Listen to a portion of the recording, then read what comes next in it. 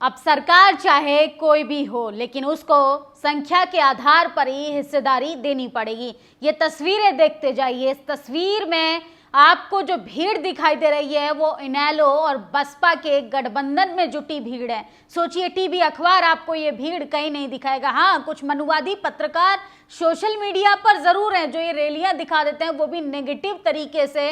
सोचिए किस तरीके से परसेप्शन बनाया जाता है कि बहुजन समाज पार्टी का वर्चस्व खत्म हो रहा है। बहुजन समाज पार्टी जो है वो आप गठबंधन के जरिए भी चुनाव नहीं जीत पा रही। इस तरीके की अवधारणाएं, इस तरीके की गलतफहमी लगातार फैलाई जा रही है। लेकिन सोचिए, आज फरीदाबाद के प्रथला में महारैली होने जा रही है और किस तरीके से लोगों की संख्या जो है, लोगों की जो भीड़ है वो इस कदर उमड़ी है। और सोचिए, बीएसपी सुप्रीमो मायावती को सुनने के लिए लोग आज भी कोसों दूर से उस रैली में शामिल होने आते हैं।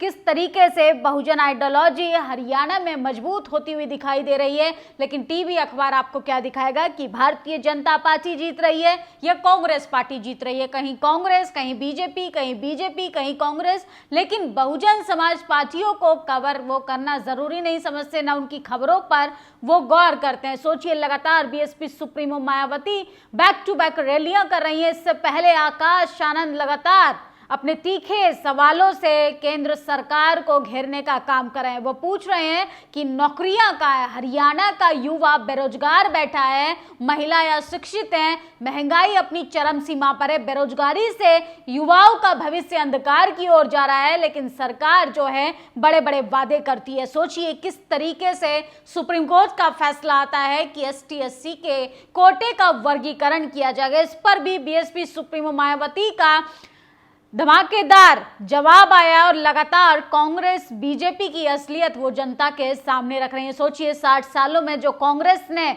एसटी एससी ओबीसी को किस तरीके से सपना दिखाया, लेकिन जब भागीदारी की बात आती है तो एक पर्टिकुलर जाति के लोगों को आगे बढ़ाने का काम किया जाता है। वहीं जब इंस्टीट्यूशन में हिस्सेदारी की बात आती है तो उनको दरकिनार कर दिया जाता है। वही हो रहा है कुमारी शैलजा के साथ, वही किया था मल्लिकार्जुन खड़गे के साथ। सोचिए, जब डूबती नाव को बचाना हो तो मल्लिकार्जुन खड़गे को राष्ट्रीय अध्यक्ष बना दिया जाता है। सोचिए, जब ग्राउंड में मेहनत करवानी हो तो कैसे एसटी एससी ओबीसी के नेताओं को लगातार जमीनी स्तर पर काम करने के लिए भेजा जाता है। जब ग्राउंड तैयार हो जाता है तो टिकट किन लोगों को दिया जाता है ये तो आप बखूबी जानते हैं। ये तमाम चीजें जग जाहिर है। लेकिन ये महारैली में भीड़ जो जुटी है ये वाकई में काबिले तारीफ है। आकाश आनंद ने ट्वीट किया है, उत्तर प्रदेश की पूर्व मुख्यमंत्री, पूर्व सांसद आदरणीय बहन कुमारी मायावती जी, जिन्होंने अपना पूरा जीवन बहुजन आंदोलन को समर्पित कर दिया, आज हरियाणा की प्रथला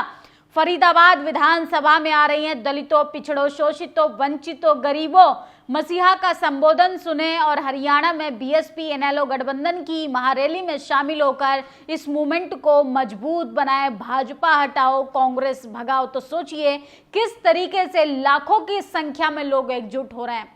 ये वैचारिक सहमति है कि लोग अपने हिस्सेदारी की मांग करने के लिए इन तमाम पॉलिटिकल पार्टियों के साथ साथ जमीनी स्तर पर भी एकजुट हो रहे हैं। जिंद में लाखों की भीड़ के बाद बहन जी ने आज की प्रथला रैली भी इतने ही या फिर ज्यादा लोगों की आने की संभावना। उम्मीद है पिछली बार की तरह मीडिया स्ट्रीमिंग में गड़बड़ी नहीं होगी, ध्यान रखिएगा। तो सोचिए किस तरीके से जिंद में बीएसपी सुप्रीमो मायावती की रैली थी। कुछ मनुवादी पत्रकार उनको बदनाम करने की कोशिश कर रहे थे, उनके गठबंधन को बदनाम करने की कोशिश कर रहे थे और कह रहे थे कि बसपा का इनेलो का चुनाव जीतना कैसे असंभव है। सोचिए किस तरीके से परसेप्शन बनाया जाता है, जनता को अपने ही नेताओं के खिलाफ खड़ा कर दिया जाता है। ये सिर्फ और सिर्फ जाति के आधार पर होता है, पार्टी के आधार पर वैचारिक सहमति की वजह से होता है। लेकिन बहुजन समाज से मेरी खासकर अपील है कि आपको गुमराह नहीं होना है। जो आपके संवैधानिक अधिकारों की बात करे, जो शिक्षा की बात करे, जो रोजगार की बात करे, जो रोटी की बात करे, जो आपके आने वाली पीढ़ियों को व्हाइट कॉलर जॉब की बात करे, वही पार्टी को आप लोग वोट दीजिए। प्रदेश के राजनीतिक जानकारों के अनुसार आजमन की धारणा अनुसार इनेलो बसपा गठबंधन मजबूत स्थिति में आ चुका है। ये गठबंधन भाजपा कांग्रेस के समीकरण को बिगाड़ेगा। तो सोचिए किस तरीके से कांग्रेस पार्टी को चिंता सता रही है, किस तरीके से अब तमाम मनुवादी पार्टियों को भी अब सांप सूंघने लगा है, क्योंकि हरियाणा जैसे राज्य में, हरियाणा जैसे स्टेट में बसपा इनेलो जो है वो मजबूती से दिखाई देने लगा है। और ये तस्वीर देखिए, बहुत मार्मिक तस्वीर है। ये किसी और रैली में आपको नहीं देखने के लिए मिलेगी। सोचिए, बहुजन समाज पार्टी सिर्फ पार्टी नहीं, एक मूवमेंट है। किस तरीके से लोग वहां पर रैली के साथ साथ किताबें तक खरीदने के लिए वहां पर आते हैं। बहुजन महापुरुषों के किताब का स्टॉल किसी महान नेता की रैली में देखने को नहीं मिलेगा। अगर आपको जानकारी है तो कमेंट में आप शेयर कर सकते हैं। तो सोचिए, किताबों के लिए भी तमाम लोगों की लाइनें लगी रहती हैं। बीएसपी सुप्रीमो मायावती की आज फरीदाबाद के प्रथला में रैली होने वाली है।